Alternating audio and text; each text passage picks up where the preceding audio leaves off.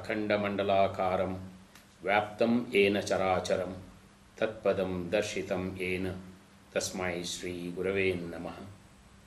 अज्ञानतिमिरान्धस्य ज्ञानाञ्जनशलाकया चक्षुरुन्मीलितं येन तस्मै श्री गुरवे नमः। गुरुर्ब्रह्मा गुरुर्विष्णु गुरुर्देवो महेश्वरः गुरुर्साक्षात् परं ब्रह्म तस्मै श्री गुरवे नमः। श्री विष्णु विश्वादि मायालोल देव सर्वेश परबೊಮ್ಮನೆಂದು जनम ಆವುದನು ಕಾಣದೊಡಮಳ್ತಿಯಂ ನಂಬಿಹುದೋ ಆ ವಿಚಿತ್ರಕ್ಕೆ ನಮಿಸೋ।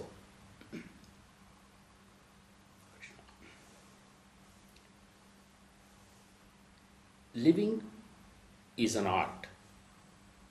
Everybody thinks that they are living, but in reality that is not so.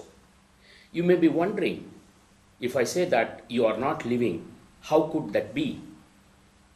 That can be seen and understand through three questions.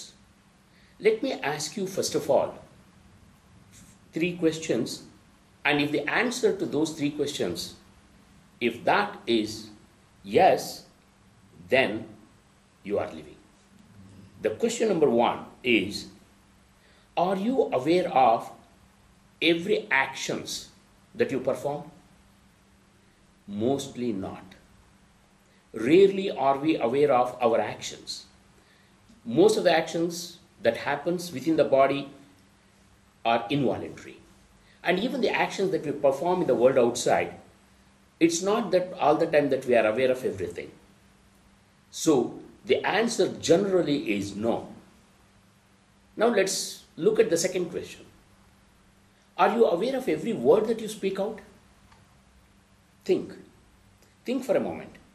Are you aware of every word that you speak out? Again, the answer is mostly not.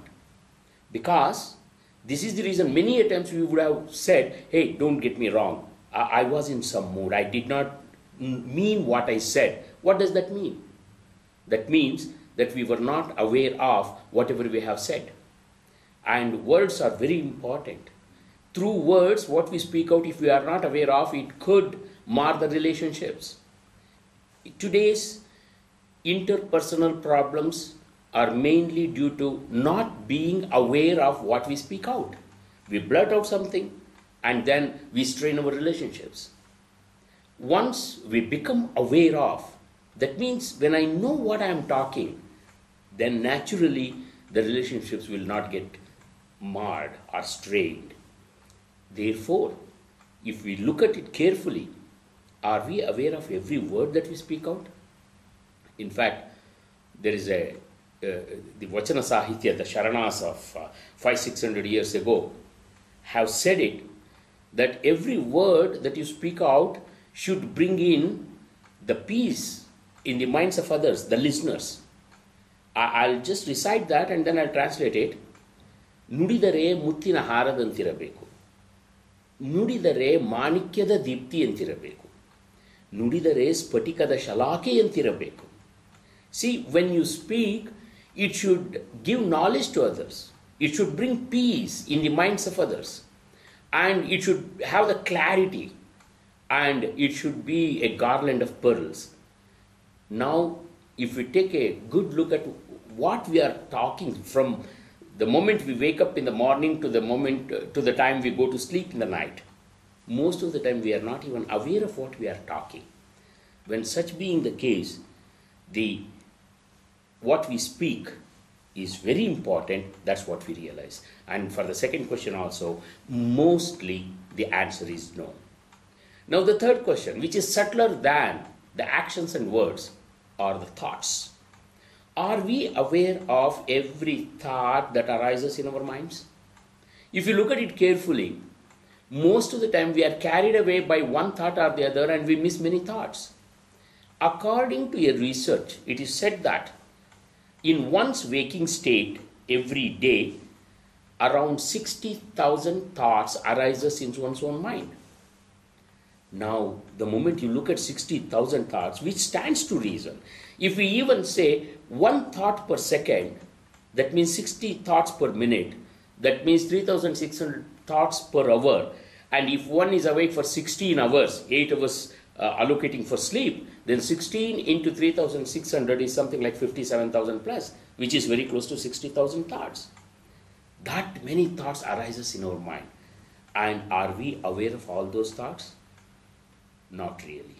Very few thoughts. Because most of the time, we get carried away by the thoughts, and as a result, we miss many other thoughts also. Thought, in its subtlety, is the root cause for all our actions and words. The deeds and words emanate even before they manifest. What is there at the root level is the thought. Therefore, if we can only become aware of these thoughts, then there will be a total change in life. Now, for all these three questions, if the answer is generally no, then where are we living?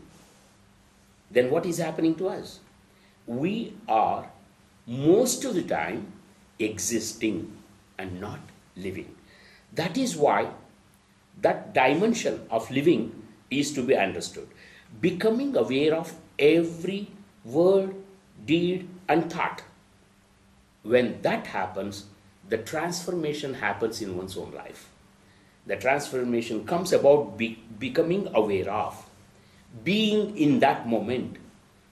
When is it that we become aware? And what happens when we become aware of these things? That means we are there. Most of the time we are not there, in the sense, in that moment. Most of the time we are elsewhere. Now, to bring the mind to that awareness level is the most important thing. Yes, but how can we become aware of all these things? How can? We get carried away. We are looking at people. Look at one simple thing. God has given us 2 ears, but the task is only one. That is listening. I'm deliberately using the word listening. We could have said it as hearing. There is an ocean of difference between hearing and listening. We will look at it later. And then you look at the other organs that are there in the face, like eyes. There are 2 eyes. And the task is only one, seeing. But 2 eyes, 2 ears to listen. And then, if you look at even nose, there are 2 nostrils. Breathing. Breathing should happen. Breathing, that's another subject that we should really look at it to.